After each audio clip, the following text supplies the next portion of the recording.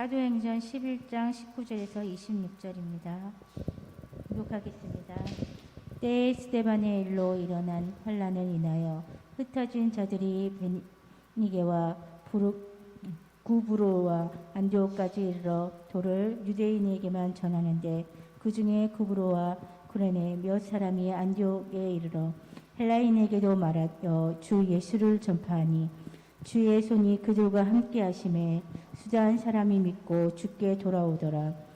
예루살렘 교회가 이 사람들의 소문을 듣고 바나바를 안디옥까지 보내니 저가 이르러 하나님의 은혜를 보고 기뻐하여 모든 사람에게 굳은 믿음으로 주께 붙어 있으라 권하니 바나바는 착한 사람이요 성령과 믿음이 충만한 자라. 이에 큰 무리가 주께 더하더라. 바나바가 사울을 찾으러 다수에 가서 만남에 안디옥에 데리고 와서 둘이 교회에 1년간 모여 있어 큰 무리를 가르치고 제자들이 안디옥에서 비로소 그리스도인이라 일컬음을 받게 되었더라. 아멘. 아멘. 오늘도 변함없이 하나님 사랑하시는 분만 아멘 합시다. 아멘. 초대 예루살렘 교회에 이어서 이방인 최초의 교회는 안디옥 교회입니다. 하나님이 유대인에게만 아니라 이방인들에게도 복음의 문을 활짝 열어놓으신 거죠. 그런데 그 안디옥 교회에는 아주 이상적인 지도자가 있었습니다. 그 이름은 바나바. 오늘 본문의 바나바, 구브로 섬 출신이지만 레위의 아들이었고 제사장 족속이란 말이에요. 경건하게 어려서 성장을 한 레위의 아들이었고 그 이름의 뜻은 위로의 아들, 위로의 아들이란 뜻이 있죠. 여러분, 위로가 필요하지 않은 사람 아무도 없죠? 세상에서 하는 모든 사람들은 위로가 필요해요. 심지어는 저 어린 아이들도, 유치원 다니는 아이들에게도 위로가 필요해요. 전도하면서 얘야 교회 가면 어떨까 전도했더니 저 바빠서 못 가요. 그래서 네가 얼마나 바쁜데요? 나 아침부터 유치원 가면요, 유치원 끝나면요 가는데 많아요. 속세 가면 속셈 학원 가야 돼요. 무슨 학원 가야 돼요. 태권도장 가야 돼요. 그럼 밤 9시 들어와요. 그럼 어떻게 되니 목에다 열쇠를 하나 걸고 있더라고요. 지가 따고 들어온대. 너 고생 많겠구나. 그랬더니 울어. 그 한마디에 애가 울어. 고생하는 거야. 그 말 한마디가 위로가 된 거예요. 옆 사람 보고 인사합시다. 위로 받으세요. 정말 위로 필요한 사람은 이 말 한마디도 글썽하거든요. 위로. 그러니까 위로의 아들이야, 바나바가. 이름도 잘 지어야 돼. 할렐루야. 좋은 가문에서, 신앙의 가문에서 이름까지 잘 지어놓으니까 그렇게 살잖아. 우리 아들 이름이 기쁨이잖아요. 그러니까 여러분, 우리 아이가 인상 쓰는 거 한 번도 못 보셨잖아요. 그치? 저만 알아. 위로의 아들. 이 바나바는 사도 바울이 회심하고 주의 일 하겠다고 나섰을 때 아무도 그를 인정하지 않고 다 이렇게 왕따시키고 있었을 때, 그때에도 이 바울을 데리고 가서 사람들에게 적극 추천하고 막 소개하고 다녔던 사람이 바나바예요. 그러니까 바울에게 있어 바나바는 은인 같은 사람이에요. 아무도 자기를 알아주지 않고 배척하는 시대에 자기를 일으켜 세운 사람이죠. 자, 그 바나바가 안디옥 교회의 지도자가 되면서 교회에는 어떤 역사가 일어났습니까? 기하급수적으로 부흥하고 성장하기 시작을 했어요. 왜? 교회가 훌륭한 지도자를 만났기 때문입니다. 교회는, 좋은 지도자는 좋은 교회를 만들고 좋은 교회는 좋은 인재들을 배출해냅니다. 이것이 교회의 순기능이에요. 순기능이에요. 바뀌면 역기능인데 역기능은 자꾸 지도자를 쳐내는 거죠. 우리나라 큰일 난 것 같아요. 왜냐하면 막 목소리 높이는 막 정치인들은 많은데 전 지도자들이 없어. 여러분은 언제 대통령 뽑으려고 하면 알잖아요. 뽑을 만한 사람 별로 없잖아요. 그죠? 요 놈이 잘못하니까 이 놈을 시켜볼까 했는데 혹시나 하고 시켜놓으면 역시나야. 우리나라 국민의 수준은 높아요. 세계적인 수준이에요. 근데 이 사람들이 이 수준을 못 따라오네? 우리가 다 보고 있고 듣고 있고 알고 있어. 그쵸? 그리고 우리 국민들은 정확. 근데 항상 좋은 사람 뽑는데 좋은 사람이 없어. 왜? 몇몇 사람들이 자기들이 다 해먹으려고 뭐가 자라나면 잘라버리는 거야. 손을 다 잘라버리니까 지도자가 못 자라. 우리나라 토양에서, 정치 토양에서는. 그러니까 한 사람이 마르고 다 들어. 3번, 4번, 5번 해도 또 찍어주니까 그 사람들이 뭐 별로 일 안 해. 자기 자리만 보존하면 되니까 자기 자리 위협할 사람 생기면 다 잘라 쳐내는 거야. 그러니까 좋은 지도자가 안 자라. 기도하셔야 할 줄로 믿습니다. 안 그러면 맨날 혹시나 하고 역시나 혹시나 이게 벌써 몇십 년 된다고. 근데 여러분 교회는 그러면 안 되겠죠? 교회는 순기능으로 전 지도자가 잘 이끌면 이 교회에서 전 다음 세대의 주역들이 자라나가지고 교회의 일꾼, 나라의 일꾼, 세계 일꾼들이 나오도록 해야 할 줄로 믿습니다. 여러분 오늘 본문의 바나바는 그냥 좋은 지도자가 아니에요. 영적 지도자로서 갖춰야 될 기본적이고 중요한 자격을 구비하고 있으니, 그런 인물로 소개하고 있으니, 이런 지도자가 사역하고 목회하는 교회는 큰 은혜가 임하고 교인들은 모두 행복해질 줄로 믿습니다. 그런데 이 좋은 지도자 바나바를 지칭하는 말이 있으니 그게 24절인데, 이 좋은 바나바의 지칭 24절을 보면 시작. 바나바는 착한 사람이요 성령과 믿음이 충만한 자. 거기까지만 봐도. 바나바는 첫째 착한 사람이요 둘째 성령과 셋째 믿음이 충만한 사람이라고 딱 적어놨어요. 특징은. 자, 그래서 오늘 이 좋은 지도자의 모습을 보면 첫째, 목회는 따라합시다. 착한 사람이 해야 된다. 어떤 사람이 해야 돼요? 착한 사람이 목회해야 돼요. 착하지 않은 사람, 야가 빠진 사람, 탐욕스럽고 욕심 많고 자기밖에 모르고 게으른 사람이 하면 안 돼. 왜냐하면 그 사람 때문에 상도들이 은혜가 아니라 상처만 받기 때문에. 착하지 않은 사람인데 일은 잘하는 경우를 봐요. 착하지 않아, 우리가 말하는. 근데 일은 참 겁나게 잘해. 그런데 문제는 뭐냐, 그 착하지 않은 성품 때문에 가는 곳마다 만나는 사람마다 분란이 일어나고 많은 사람들에게 상처를 입히게 되는 거예요. 여러분 다른 데 찾을 것도 없어요. 베드로를 보십시오. 베드로가 얼마나 맡겨진 일을 잘합니까? 앞장서서 1등으로 잘하는 사람인데 그는 급한 그 성격 때문에, 그 다혈질 때문에 수많은 사람들에게 상처를 줘버리고 말았어요. 뿐만입니까? 사도 바울같이 위대한 인물도 사도 바울을 보면 그는 완벽주의예요. 그 완벽주의 때문에 사역 속에서 성과는 팍팍 내지만은 만나는 사람들과 계속 충돌하고 갈등하고 상처를 주게 되는 일이 너무나도 많이 있었어요. 오늘날도 목회자들을 가만히 보면 그분들이 실패하는 경우를 보면 설교 잘 못해서 능력이 부족해서라기보다는 한 가지, 착하지 못하기 때문에, 착하지 못한 성품 때문에 실패하는 경우가 더욱 많다는 사실을 기억해야 돼요. 목회자든 교회 안에서 성도든 일꾼이든 바나바처럼 착해야 할 줄로 믿습니다. 따라합시다. 착하게. 옛날 조폭들이 그래, 착하게 살자. 조폭들이, 우리들이 그렇게 얘기하면 이렇게 그런데 조폭이 착하게 살자 말이 안 되잖아요. 그래도 우리는 착하게 믿어야 됩니다. 착하게 믿고 착하게 일하고 착하게 섬겨야 할 줄로 믿습니다. 그러면 어떤 사람이 착한 사람입니까? 마음 착한 사람, 마음 약한 사람, 누가 뭐래도 말 한마디 못하는 사람, 무조건 양보만 하고 그냥 끌려다니는 사람, 그건 착한 게 아니에요. 무엇이 착한 사람입니까? 성경에서 찾아볼게요. 성경은 착한 사람의 길을 다음까지 3가지로 가르쳐주고 있어요. 첫째, 착한 양심을 가진 사람이 착한 사람이에요. 디모데전서 1장 19절 말씀을 봅니다. 거기 보면 믿음과 착한 양심을 가지라 그랬어요. 믿음과 뭘 가져라? 착한 양심을 가져라. 이들이 양심을 버렸고 믿음에 관하여서도 파손하였느니라. 또 베드로전서 3장 16절을 보면 선한 양심을 가져라 그랬어요. 여기서 착한 양심, 선한 양심이 같은 말이에요. 그런데 이 양심이 어떠냐? 히브리서 9장 14절에서 착한 양심은 십자가의 피로 정결함을 받은 양심이라고 증거해 있어요. 누구의 피로? 십자가의 피로 정결함을 받은, 예수의 피로 정결함을 받은 양심이 착한 양심이라고 증거해주고 있습니다. 여러분 읽어볼까요? 히브리 9장 14절 하물며 시작. 하물며 영원하신 성령으로 말미암아 흠없는 자기를 하나님께 드린 그리스도의 피가 어찌 너의 양심으로 죽은 행실에서 깨끗하게 하고 살아계신 하나님을 섬기게 못하겠느냐? 그렇게 하겠다는 말이죠. 여러분 사람을 깨끗하게 하는 것은 예수 그리스도의 피인 줄 믿으시기 바랍니다. 예수의 피예요. 예수 그리스도의 피가 사람을 정결케 하기 때문에 그 피로 정결한 사람이 깨끗한 양심을 가지게 되는 겁니다.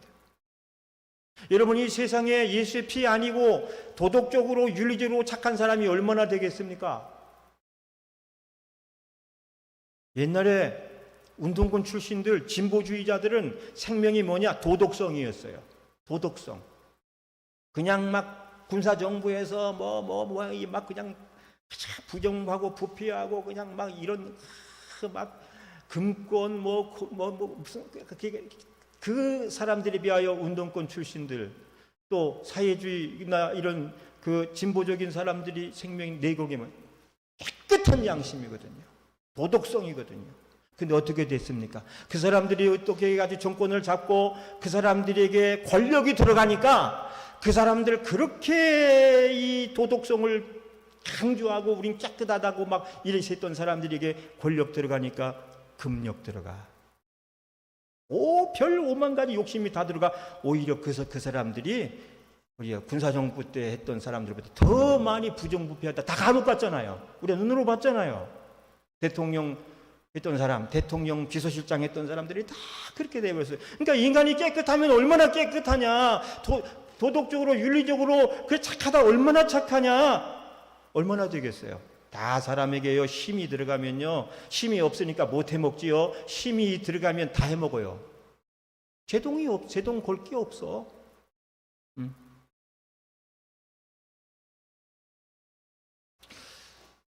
도덕적으로 착한 사람이 깨끗한 것이 아니라 예수의 피가 더러운 우리를 정결케 함으로 우리가 깨끗한 마음과 착한 양심을 갖게 되는 줄로 믿습니다. 할렐루야. 예수님의 피로 거듭나지 않은 사람은 모두가 다 잘못되기 쉬워요. 제동장치 브레이크가 없어요. 예수의 양심을 가진 사람은 나쁜 짓 하려다가 잘못하려다가 그 예수의 피의 양심이 제동을 거니까 못하게 되는 거죠. 여러분, 흔히들 우리가 빌립보서 1장 8절에서 같이 우리가 그리스도의 심장을 가졌노라 그래요. 그리스도의 심장을. 누구의 심장? 그리스도의 심장을 가졌노라 그래요. 여러분, 심장이 뭐죠? 영호야, 심장이 뭐니? 여기 뭐가 있니? 심장 안에 뭐가 있지? 피가 있잖아. 이 심장은 우리 피가 도는 것이에요. 피가 도는 거예요. 그러니까 우리가 예수의 심장을 가지면 끊임없이 예수의 피가 돌아서 우리의 심장이 이 심장과 신장이 우리 피를 걸르듯이 우리의 더러운 피를 계속 걸러 우리로 하여금 착한 양심을 가지고 살게 하신다는 뜻이에요. 그러니까 함부로 우리가 예수의 심장 말하면 알고 써야죠. 내가 예수의 심장을 가졌노라면 예수의 피로 날마다 나는 죽고 날마다 예수의 피로 살아난다. 그렇게 착한 사람이 돼요. 아멘. 예수의 피로 거듭난 사람은 예수의 심장을 가진 자이기에 착한 양심의 소유자요, 나아가 진짜 착한 사람으로 살 수가 있게 되는 줄 믿으시기 바랍니다. 나를 정케 하기는 예수의 피밖에 없네. 사죄하는 증거도 예수의 피밖에 예수의 흘린 피, 예수의 흘린 피 날 휘게 하오니 귀하고 귀하다. 예수의 피밖에 없네. 아멘. 착한 양심을 가진 사람이 좋은 지도자야. 착한 양심은 예수의 피로 거듭난 사람이 가지게 되는 줄 믿습니다. 두 번째는 성령이 충만한 사람입니다. 주의 일은 하나님의 일이기 때문에 세상 지식, 학력, 경력, 경험이 아무리 화려하다고 해서 잘하는 것은 아닙니다. 무엇보다 성령 충만해야 주의 뜻을 분별하고 주의 일을 하기 때문에 우리가 우선적으로 성령의 충만함을 받아야 돼요. 성령의 충만한 사람이 되어야 됩니다. 여러분, 성령 충만함은 지도자는 물론이고 주를 믿는 모든 자의 기본적인 신앙 조건이에요. 이 기본적인 조건이 성령 충만하지 않은 일꾼은 교회 일꾼이라고 말할 수 없어요. 사도행전 6장 3절에 보면 7 집사를 최초로 세우는데 그때 가장 기본 조건 중에 하나가 성령 충만한 자예요. 성령이 충만하지 않은 자는 아무리 학식, 능력, 경험이 많아도 지키질 않았어요. 사람은 무엇을 하든지 기본이 잘 되어 있어야 돼요. 기본이 안 된 사람이 무언가를 하게 되면 어떻게 됩니까? 일을 망치는 거예요. 기본이 안 된 목수가 집 짓다가 집을 때려 부시는 거예요. 기본이 안 된 여러분, 이 사람들이 뭘 하다 보면 그 오히려 일을 망가뜨리는 거죠. 예를 들어 볼게요. 모세가 우리 출애굽기 지금 강의 수행을 하고 있는데 너무 은혜스러운데요. 모세가 처음 이스라엘을 구하겠다고, 이스라엘 백성들을 구해야 되고 나이 40에 들고 일어났을 때 그는 비록 애굽의 문물들로 완전한 사람처럼 보였지만 하나님에 대하여는, 신앙에 대해 아무 준비가 되어 있지 않았어요. 세상적으로는 나라도 경영할 능력이 있었습니다. 그렇지만 신앙으로는 하나님을 몰라. 하나님을 몰라. 이 모른다는 의미를 잘 이해하면 좋겠어요. 하나님을 경험한 적이 없어. 귀로만 들어서 알아. 기본이 안 돼 있어. 그러니까 기본이 부족한 그가 민족 감정으로 한 일은 자기 감정을 이기지 못하고 애굽의 군사 하나를 돌로 때려 죽인 거로 끝이야. 그 때문에 그는 살인자가 되어가지고 대형 사고를 치고 광야로 쫓겨가서 40년 동안 유배 생활을 하잖아요. 그죠? 아무것도 못했어. 그랬던 그를 하나님은 부르시지 않다가 광야에서 40년이라는 세월을 통하여 하나님에 대하여 준비가 됐을 때 그를 세워서 이스라엘을 구원한 줄로 믿습니다. 사도 바울도요, 다메섹 도상에서 예수님을 만나 바로 사역을 한 게 아니라 그는 아라비아 광야에 들어가 3년이라는 시간을 통하여 신앙의 기본기를 갖추고 나서 사역을 해. 이만큼 기본이 중요한 거예요. 여러분, 대학을 가려면 초중고등학교를 마쳐야 돼요. 그게 기본이에요. 진짜 군인은 훈련소에서 기본 훈련을 마치고 나야 진짜 군인이에요. 여러분, 목사가 되는 정식 코스는 신학부 4년, 신학원, 대학원 3년, 연구원 2년, 그 과정을 다, 그게 기본 과정이에요. 그리고 이 기간 동안에 총회, 노회, 시찰, 개교회 소속이 잘 되어서 관리를 잘 받아야 됩니다. 이 과정을 무시하고 지멋대로 어디 가서 어디 1년 공부하고 와서 지하실 같은 데로 안수받고 와서 나 목사네 하고 돌아다니다가 교인들을 다 이상한 데로 끌고 가는 사람들이 많이 있어요. 이 과정 무시하고 기도원이나 사설학원 같은 데, 재단 같은 데 쫓아다니다가는 기본이 안 된 그 때문에 많은 성도들을 사지를 끌고 가게 되는 거죠. 오늘 총회 주일이잖아요.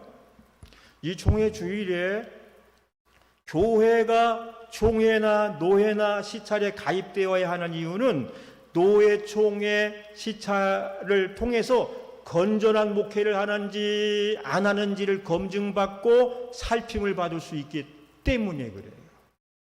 그거 다 살펴보는 거예요. 총회, 노회에서 이렇게. 그래서 이상하다 그러면 검사 나와요. 조사 나와서 잘못된 거 그러면 안 된다. 이단성이 있다. 그렇게 되는 거예요. 여러분, 오늘 이처럼 성도의 기본적인 신앙 조건은 뭐예요? 성령 충만인 줄 믿으시기 바랍니다. 그래서 예수님은 세상 떠나기 전에 계속해서 성령 충만, 성령 받으라, 성령 임하실 것이다. 내가 가면 나보다 더 좋은 보혜사가 너에게 오는데 절대로 그 성령 떠나지, 성령 받으라. 예루살렘을 떠나지 말고 성령 일대기 머물러라. 마태복음 28장, 누가복음 24장, 사도행전 1장 3 계속의 말씀이에요. 그러면 성령 충만이 왜 그렇게 귀한 걸까요?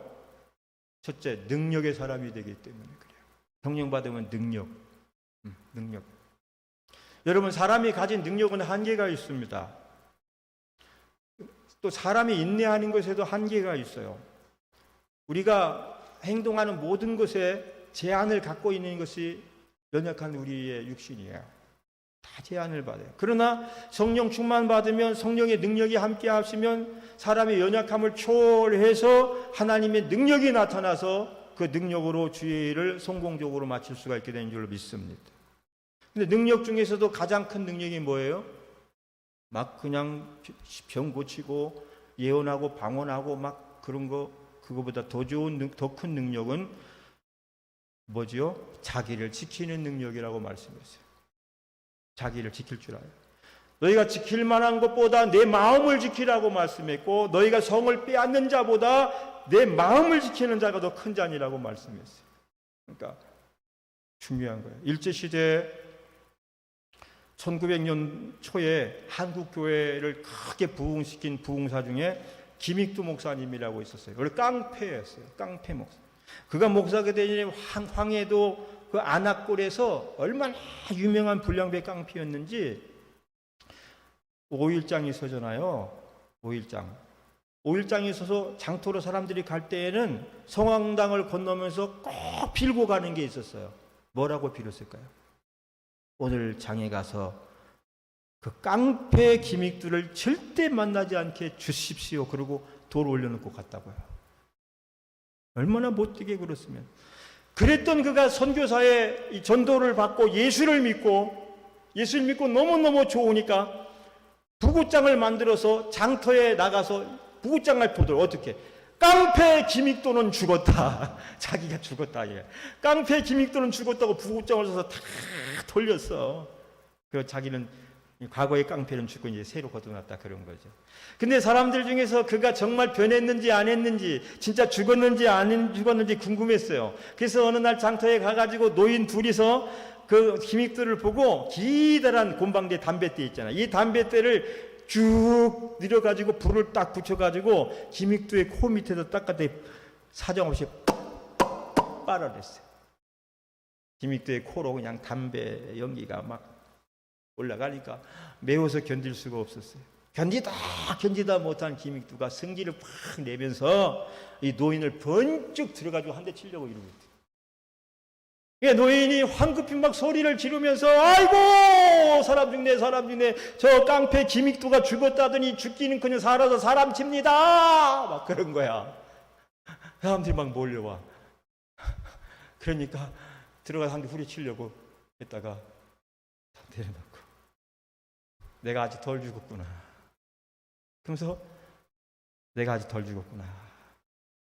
그리고 회개하고 다시 또 기도하고 해서 나중에 진짜 좋은 목사님이 됐다는 거예요. 한국 교회사의 그 사역이 나와요. 사랑하는 여러분, 이렇게 사람은 인내에는 한계가 있기 말입니다. 한계가 있기 말이에요. 그러나 그 후에 성령 받고 진짜 거듭난 김익두 목사님은 변화가 돼서 한국 교회를 크게 부흥시키는 사역자가 되었어요. 그래서 좋은 지도자, 좋은 사역자, 좋은 성도의 두 번째 덕목은 성령 충만이에요. 자, 왜 또 성령 받아야 되느냐? 오직 주님만을 위한 사람이 되기 때문에 그래요. 사심이라고 해요. 자기 개인적인 욕심, 사심을 버릴 수가 있게 돼요. 여러분, 우리가 살면서 중요한 건 사심이에요. 이 사심을 버리지 못하니까 욕심을 가지고 욕심으로 사고를 치는 거죠. 여러분, 제가 한때 존경했던 대한민국을 대표했던 부흥사고, 우리 연세 드신 분들은 이름만 대면 그분 아는데 그럴 거예요. 그런 유명한 목사님 중에 한 분이 은퇴할 때 보니까 아주 청렴결백하다고 그랬거든요. 사심이 없다고 그랬거든요. 오직 주님만을 위해서 평생을 살겠다고 그랬거든요. 그런 줄 알고 막 존경했어요. 그런데 그분이 은퇴할 때 보니까 수십 채의 빌라를 사적으로 소유하고 있어요. 그걸 보고 제가 너무너무 실망을 했어요. 위대한 부흥사도 믿을 것이 못 되구나. 왜 그렇죠? 사심 때문에, 사심 때문에. 젊어서는 열심히 성령 받고 은혜 받아서 사심을 버리고 자기 모든 것을 내놓고 왜 말년에 잘못되냐? 사심 때문에 그래. 은퇴할 때 은퇴를 앞두고 욕심을 막 부는 욕심을. 자기가 모든 것을 다 들어서 사역을 했으면 은퇴할 때 교회 형편에 따라 교회가 주면 조그만 집이라도 하나 주면 감사합니다 하고 하면 되는데 내가 평생 이렇게 다 했는데 그 조그만 거죠 수십억짜리를 달라고 막 산다든지 자녀들에게 막 자녀들이 몇 채씩 집을 막 이거 다 사심을 부리는 거예요. 처음에는 잘 했다가 마지막에 잘못되는 거예요. 그렇기 때문에 지도자는 철저하게 사심을 부리고, 우리가 왜 재판을 해서 땅을 찾으려고 그래요? 제가 여기 올 때 제 평생에 교회가 한 내가 20년 목회하면서 교회 목사님 그러면 이거 약 4억짜리 집을 한 채 저에게 줬어요. 여기 오면서 그 집을 다 줬거든요. 나는 교회 기증을 하고 다. 나 여기 은퇴하게 되면 뭐 여기서 교회가 형편이 되면 뭐 해줄 것이고, 형편이 못 되면 못 할 것인데, 그렇게 주고서 왔는데, 그 양반은 제 4억짜리 다 갚고 5천만 원 또 따로 빼가고 땅 6필지 중에서 3필지를 가지고 도망을 간 거야. 난 여기 올 때 이 교회 전체 이게 4필지 건물까지 6필지야. 다 개인 명의로 만들어 있더라고요. 그래서 목사가 무슨 개인 명으로 개인 사업하냐? 그래가지고 제가 오면서부터 이걸 교회 명으로 다 바꿔놨어요.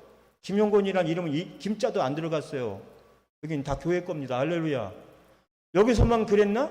저기서도 그랬어요. 개척해서 교회 다 짓고 했어도 다 교회 명으로 다 만들어놨지 내 명으로 한 개도 없어요. 무통장, 무소유거든요. 근데 무통장은 아니야. 월급 통장을 있어야 받아먹잖아. 그래 줬는데 이 사람들은 다 날른 거야. 왜 그랬을까? 그 양반도 처음에 했더니 정말 은혜 받아서 정말 막 아골골짝 빈들여도 막 하나님을 위하여 그랬을 거야. 근데 마지막에 사심이 들어간 거야. 끝내고 갈 생각하니까 다 빼먹고 간 거죠. 사랑하는 여러분, 우리의 신앙을 망가뜨리는 것은 절대 사심인 것을 기억하시고 오직 주님만을 위한 사람들이 되어야 할 줄로 믿습니다. 세 번째, 성령의 은사로 교회를 유익하게 하기 때문에 우리 성령 받아야 돼요. 성령의 은사를 왜 주시는입니까? 고린도전서 12장 7절을 보세요. 고전 12장 7절. 각 사람에게 시작. 각 사람에게 성령을 나타내심은 유익하게 하려 하심이라. 아멘. 성령 주시면 유익하게 하려. 무엇을 유익하게? 하나님과 교회를 유익하게 하기 위해서 하나님은 성령을 우리에게 주시는 겁니다. 그러므로 우리가 성령의 은혜를 받고 은사를 받으면 공동체의 유익을 위해서 써야 되지 개인의 이익을 위해서 쓰면 안 되는 거예요. 개인의 이익이 아닌 공동체의 은혜와 유익을 위해서 하나님이 우리에게 성령 주시고 성령 충만함을 주시는 줄로 믿습니다. 셋째, 믿음이 충만한 사람이어야 돼요. 뭐니 해도 믿음이 있어야 돼요. 믿음 있는 자가 지도자가 되지 믿음 없는 자가 되면은 안 돼요. 다윗처럼 소년 다윗이 힘은 없지만 너는 내게 칼과 단창으로 나오거니와 나는 내가 멸시하는 여호와의 하나님 그 이름으로 나아가노라고 막 믿음을 가서 돌멩이 던지니까 요만한 돌멩이가 여기 정통으로 꽂혀요. 그건 하나님이 맞추신 거지. 다윗이 맞춘 게 아니라 하나님이 맞추신 거야. 믿음으로 사는 자. 할렐루야. 믿음이 있어야 돼요. 믿음으로 사는 자는 하늘 위로 받겠네. 무슨 애를 만나든지 만사 형통하리라. 무슨 애를 만나든지 만사 형통하리라. 아멘. 다 없어도 다 이뤄도 믿음만을 가지면 믿음의 결국은 하나님의 은총과 보상인 줄 믿으시고 이뤘다고 뭐 힘들다고 낙심하지 않아야 할 줄로 믿습니다. 여러분 하늘나라 갈 때 다 불타요. 공력이요. 믿음만은 금처럼 빛나고 가져가는 거니까 놓고 가고 아쉽게 생각하지 말고 다 놓고 가시기 바랍니다. 버리고 가지 말고 교회에다 다 놓고 가셔. 믿음만 가지고 가셔. 할렐루야. 결론, 이 말씀의 결론이 뭡니까? 24절에 나와 있어요. 24절. 바나바는 시작. 바나바는 성령과 믿음이 충만. 자, 거기까지가 바나바에 대한 설명이야. 그랬더니 그 후가 뭐라 그랬죠? 큰 무리가 죽게 더하더라. 아멘. 바나바가요 성령과 믿음과 착한 사람, 착한 마음으로, 착한 양심으로 성령과 믿음으로 열심히 교회 사역, 성도들을 섬기고 말씀을 가르치고 기도하고 했더니 어떻게 했어요? 그 결국 하나님이 큰 무리를 더하게 하셨더라고. 축복하신 줄 믿으시기 바랍니다. 축복하셨어요. 큰 무리가 더해. 근데 중요한 건 뭐죠? 누구에게 큰 무리가 더했어? 바나바에게 큰 무리가 더했어? 아니면 이 안디옥 교회에 큰 무리가 더했어? 아니면 주께 큰 무리가 더하게 하셨어? 주께예요, 주께. 주께 더하게 하셨지. 개인의 이름 밑에 어떤 교회 명칭 밑에 더하게 한 게 아니에요. 이게 뭐요? 우리가 교회의 부흥을 원하잖아요. 교회의 부흥이 개교회나 넓히고 개교회의 명성이나 쌓자고 하는 것이 아님을 보여주고 있는 것은 주께 더하여졌다. 주께 더하더라. 여러분, 우리는 주께만 더하는 사람이 되어야 할 줄로 믿습니다. 여러분, 예배 드리는 거 누구께 하는 거요? 주께 하는 겁니다. 여러분, 헌신하고 헌금하는 거 누구에게 하는 겁니까? 주께 하는 겁니다. 주께. 찬양도 기도도 헌금도 예배도 주께 하는 거예요. 영광은 하나님이 받으시고 우리는 일꾼으로만 남는 거예요. 그 속에서 하나님의 역사가 함께 하시는 줄로 믿습니다. 사랑하는 여러분, 우리 교회 사람이 많아지면 더 좋겠어요. 그런데 사람이 더해지는 역사는 오직 하나님의 영광이어야 된다. 사람 많이 모아놨고 가끔 가다가 목사님들 옛날에 보면은 이렇게 세미나 같은 데 가서 이렇게 대화하고 그러다 보면 꼭 한 번씩 물어보는 사람이 있어요. 목사님 교회 몇 명 모여요? 참, 개척교회 할 때 물어보면 참 말하기가 참 힘들어. 그냥 개척교회 해요. 그럼 목사님 얼마나 모여요? 5,000명 정도 모여요. 5,000명이라고 막 뻐기는 거야. 그럴 거 없어요. 그 양무리가 그 목사님 거요. 우리 하나님의 거지. 할렐루야. 조영기 목사님 50만 성도를 자랑했지만 갔잖아요. 먼저. 조영기 목사님 거예요? 그 교회는 그대로 남아있잖아. 그러니까 우리 모든 영광 하나님께 돌리고 내게 더해지는 게 아니라 하나님께 더해지는 교회를 세우는 거야. 할렐루야. 오늘 말씀 마칠게요. 이 결과로 그리스도인이라는 이름이 칭해졌어. 최초로. 따라서 그리스도인. 칭찬일까요? 욕일까요? 지금은 예수 믿는데 쟤는 그 칭찬일까 욕일까? 가끔 욕도 돼. 나 어저께 누군가한테 들었는데 법원 가면 판사들이 목사님이 왔다 그러면 욕한대. 법원에 목사님들이 가면 좋은 일 올 일이 없을 거 아니야. 그러니까 왜 그러냐면 사회적으로 존경받아야 되고 모범이 될 만한 사람들이 경찰서나 유치장에 들락날락 하는 거는 오히려 그 욕인 거야. 네? 여러분, 우리는 안디옥 교회 성도들이 최초로 사람들의 칭찬에도 그리스도인이라 칭함을 받았던 것처럼 저분은 예수 믿으신데 저분은 권사님이시래. 어느 교회? 새로운 교회래. 그렇게 좋은 교회에 좋은 권사님이 계시구나. 이렇게 들어요.